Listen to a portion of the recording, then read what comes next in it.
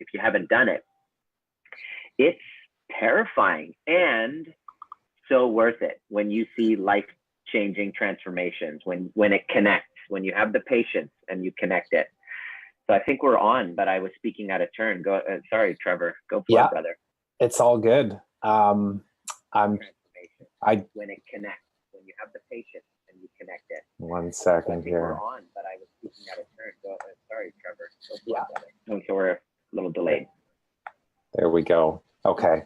I just, thanks for your patience, everybody that's here inside of Zoom. We just streamed it live to Facebook as well, because I want to put it out live to the world, and we want to record it over there as well.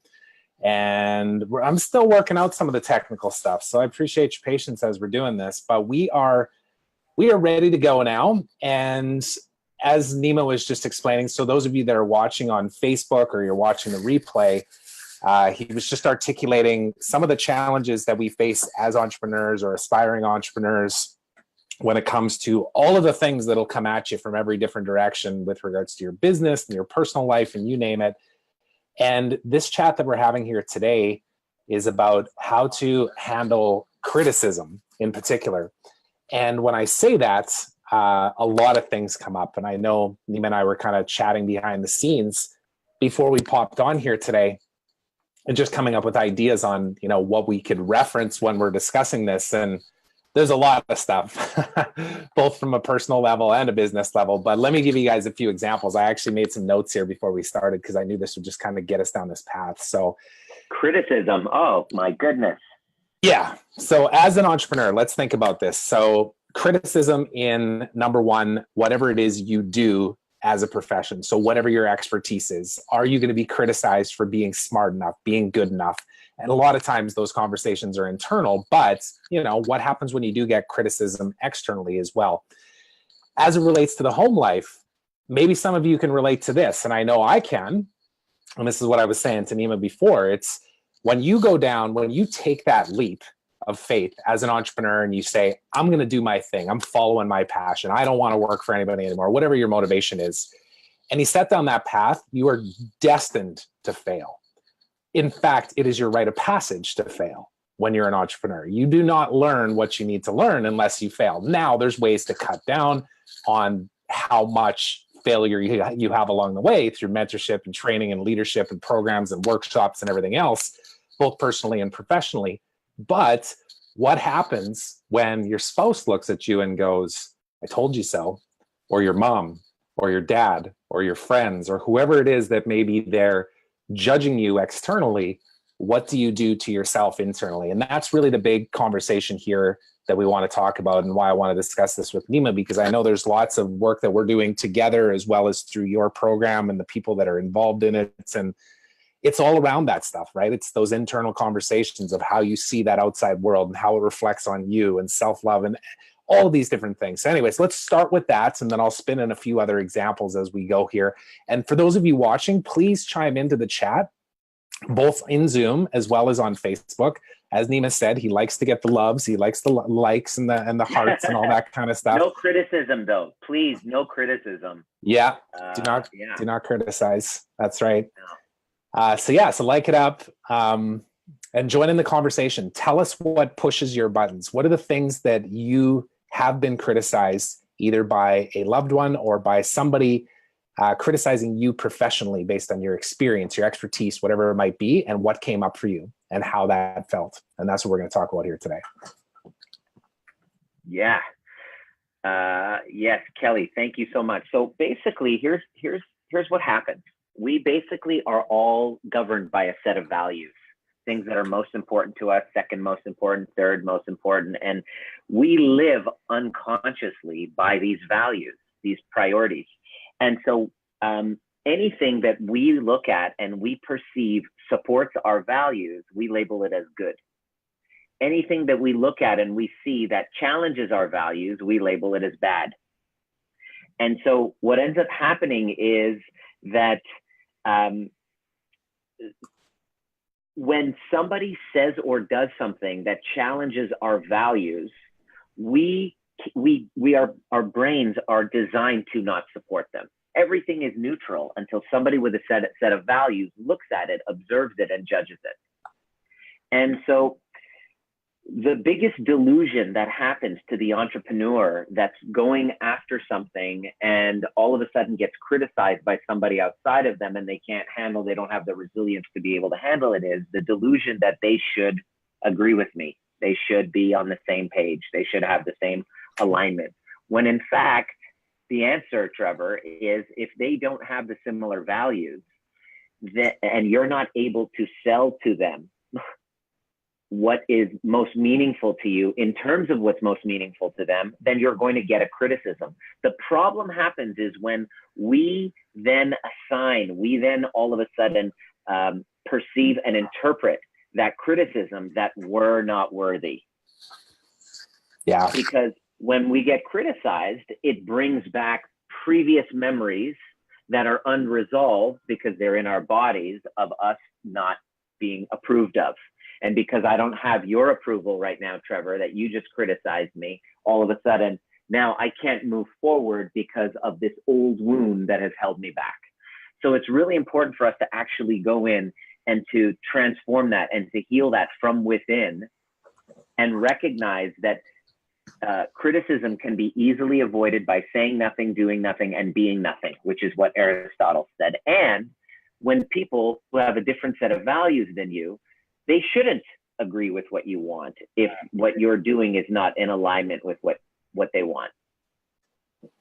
Yeah, and this is something that comes up on a daily, I know, and especially when it comes from that criticism comes from people that are in your inner circle or people that you look up to and aspire to gain their approval of, right? And family is always the first thing that comes to mind.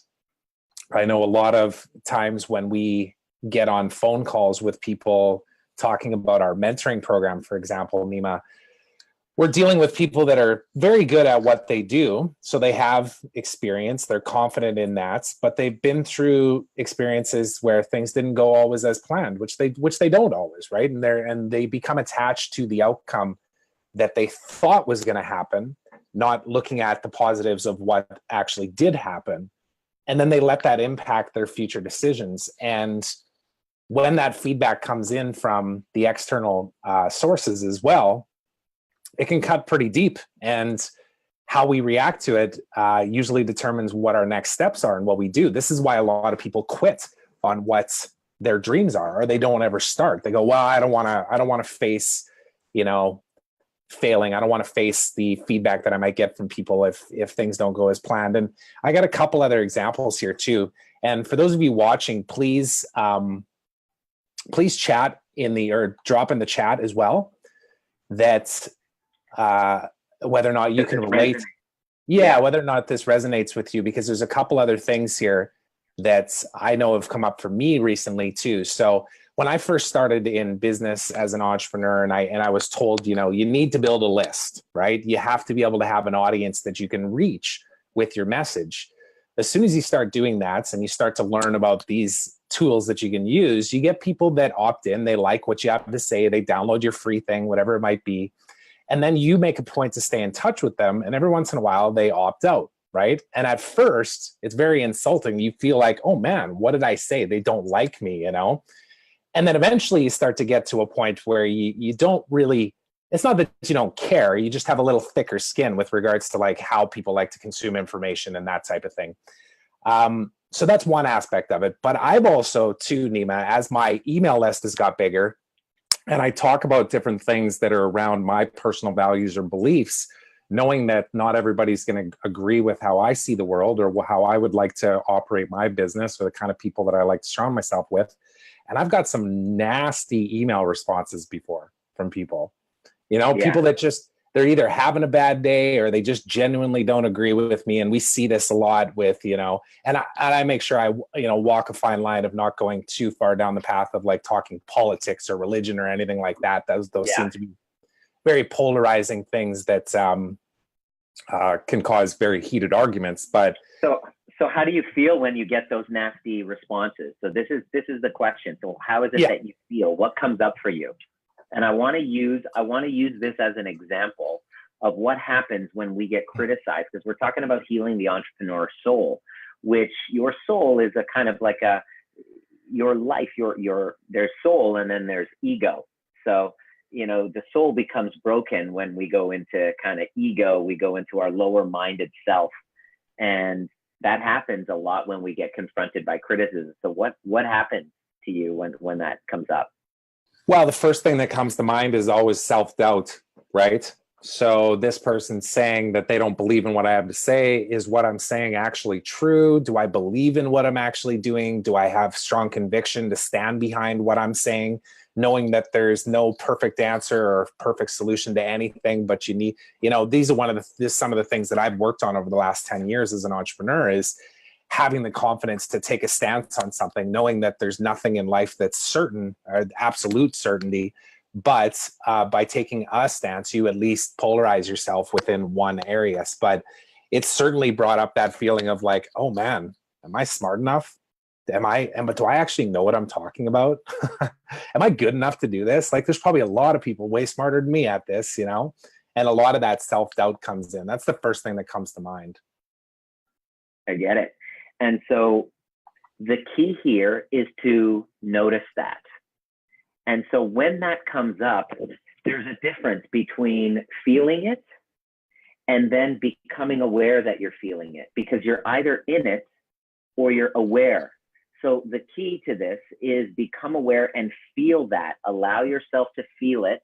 And instead of toughening through it, really soften into that feeling and be like, ouch, that really hurt. And you breathe into it. And then what you want to do is answer the question, just like when. So when you got that email, what happened? So nothing that's going on right now is really bugging you. The criticism you're getting right now for whatever it is you want to go through, or an email or somebody at work, it's never what's happening right now.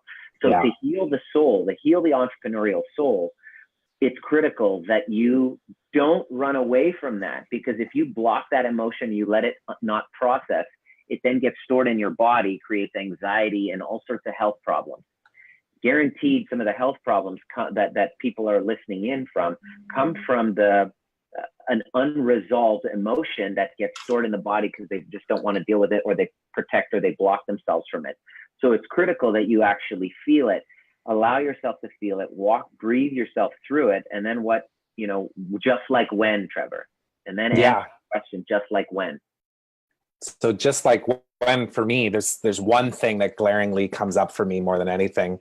I grew up as a hockey player for probably the first, 22, 23, 24 years of my life. I really defined myself in that way. And especially in my teenage years, I had some coaches that, some that believed in me and gave me every opportunity, and others that were tough on me, that maybe didn't give me my fair shake, or at least that was kind of the perception that I had on it. And that criticism, I still remember back then feeling at a loss of control. Like I couldn't impact my future based on the criticism that was coming back. And it was coming from a very immature perspective at the time, because obviously I was 16, 17, 18 years old, as opposed to reflecting on it as to like, how can I take that criticism, feel it, as you say, don't push it away, but also allow it to become a part of my consciousness to improve as well.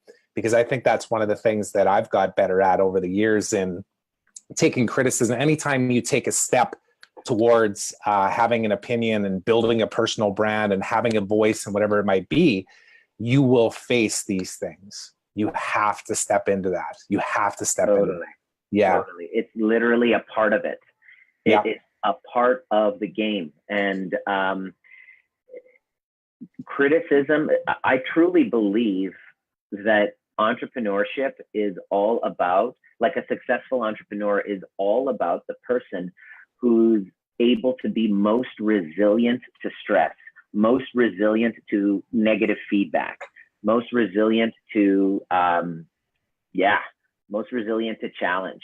And so the more kind of inner work that you do, inner work meaning consciousness work, that's why mindset becomes a big part of this, is the power of going into inquiry about your emotions. This is what guys seldom really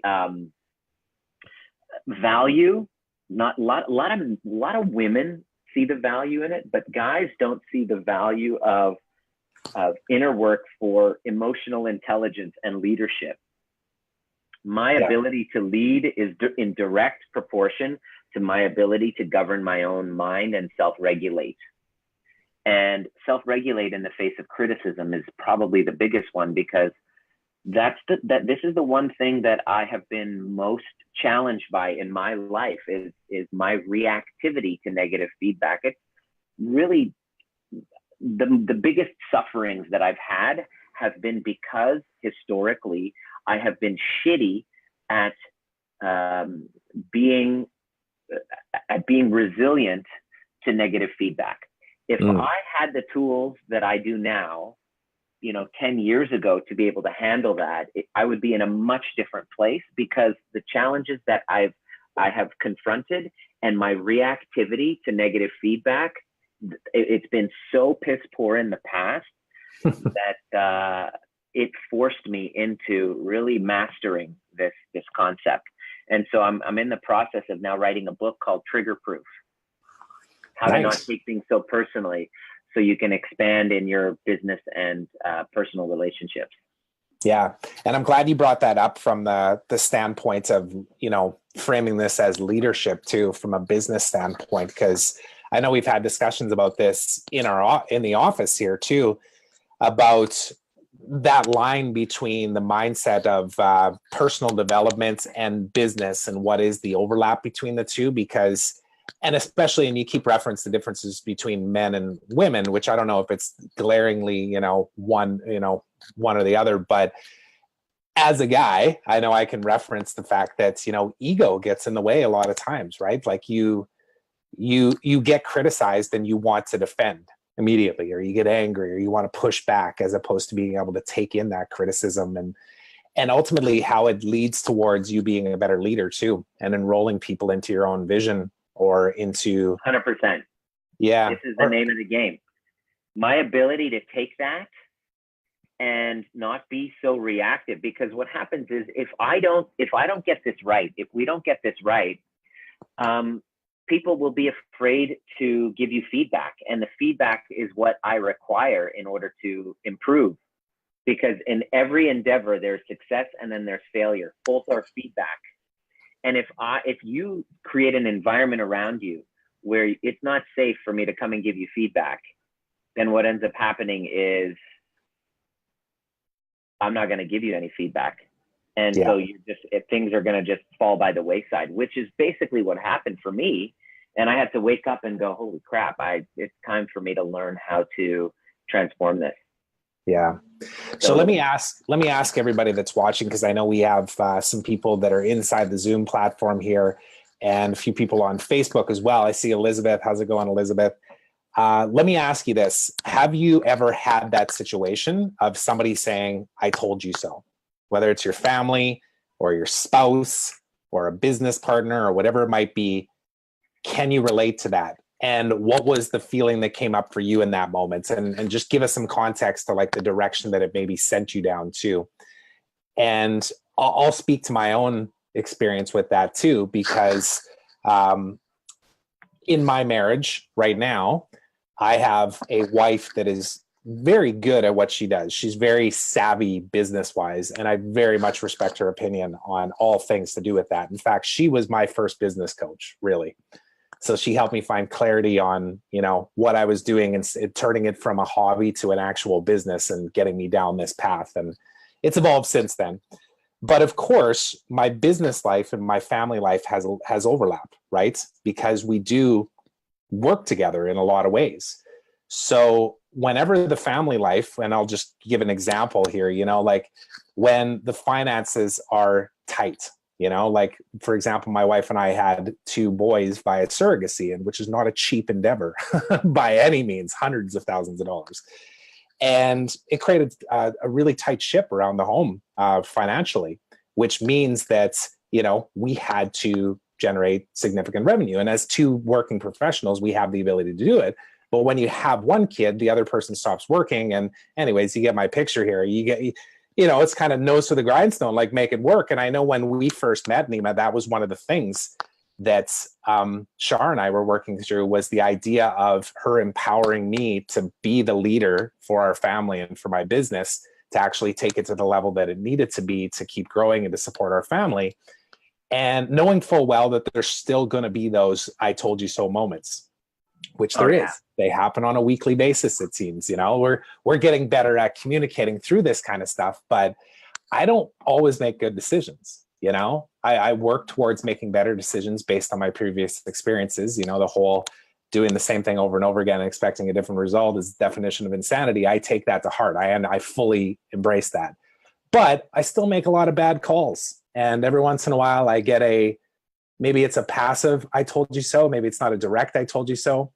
And one of the biggest challenges is looking internally, not taking offense to it, but instead taking the feedback and allowing it as an opportunity to learn and to improve and to really just change the wiring of my brain of how I react to different situations. And I know that's a lot of what you're referring to here with regards to self-regulation and, the internal conversations that we have with ourselves and really being able to see it. Because I know one other thing that comes up for me on this theme is the idea of, I want to try and understand everything. Like, why am I feeling this way? Like, I just feel angry. I feel upset. Why doesn't she get me? Why don't they get me? Whatever it is. And until I had this practice of what you refer to with looking into your past and seeing, like, what is that prequel that's, what's the reference you use? So that the pre-story? Pre-reality scene, the stuff that's happened that you've brought into the engagement right now that's responsible for your reaction. It's a transference. Yeah. And being able to projection. Yeah. And being able to look at it that way and see how I have reacted in the past to different situations, right back to childhood through teenage years and everything else. And reflecting on it gives me some, there's a feel good aspect to it for me, the kind of person that wants to analyze everything and really understand, like, why do I feel this way? How do I fix it? How do I make sure that this never happens again? Yeah. Which is also something that's not realistic, but yeah, the only way to stop experiencing something is to be willing fully to experience it. It's like getting into your body and facing your fears. It's all feelings that we run away from. So it's really the art of emotional regulation. And in the face of criticism, it's one of the most difficult things that we have to do. But here's how you do it, is you become aware when it's happening of the feelings and you stay in your body and you breathe through it. And then you look back and you ask the question, just like when? Just like when dad didn't agree with me, just like when mom wasn't in agreement. And you basically just, you let that in there, and you basically have to give the little version of you, which has been triggered by the criticism, everything that you've been wanting externally. That's it. Yeah. And I think it's a regular practice. Yeah. And to extend on top of that too, being able to look at the other person in the same context, right? Because especially in the sense of, when you feel like you're being attacked or criticized, whether it's through an email or through a social comment or right to your face or whatever it might be, to be able to see where the other person's coming from and how their little child maybe is coming through in that same thing. What fears do they have that make them feel like they have to express that criticism? And if it's somebody close to you, a lot of times it's always genuinely coming from a place of love anyways. It's not coming from a place of, I want to take you down. It's coming from a place of, I want to protect you. So I'm just, referring to a partner situation, a spouse, a husband, or a wife, Totally. Yeah. Totally. And that's the challenge. And here's the key. And I'll tell you right now, to kind of wrap it up. Yeah. The key to this is always to be the safe witness for that other person who's having a challenge with what you're doing. Because what happens is, when I get triggered by your criticism, I'm putting your opinion above my own self-worth. Right. But when I can see that your challenge, what you're challenged by based on your lens, doesn't work, I can then look from above and observe you and then see that you are just a soul who pretty much has their own point of view, and I can actually embrace that and be the safe witness for you to have your opinion as well. Yeah. And not make you wrong for it. If I flip the tables and I basically make you absolutely right for your opinion, it takes the whole focus off of the wound. It's like, oh, I can totally appreciate where you're coming from. Yeah.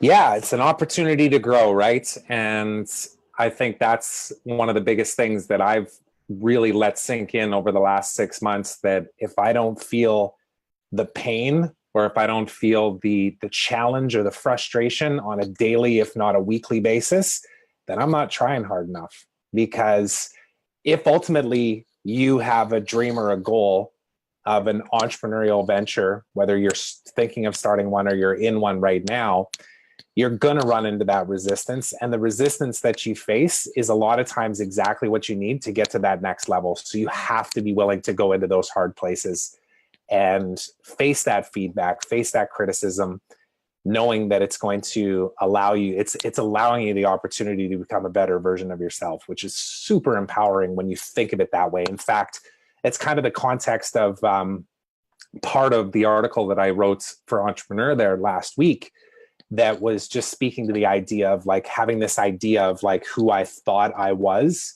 and then being able to deal with the criticism that may have come to me over the years and not be attached to like, well, I thought I was going to be this and that didn't happen, so therefore I'm a failure.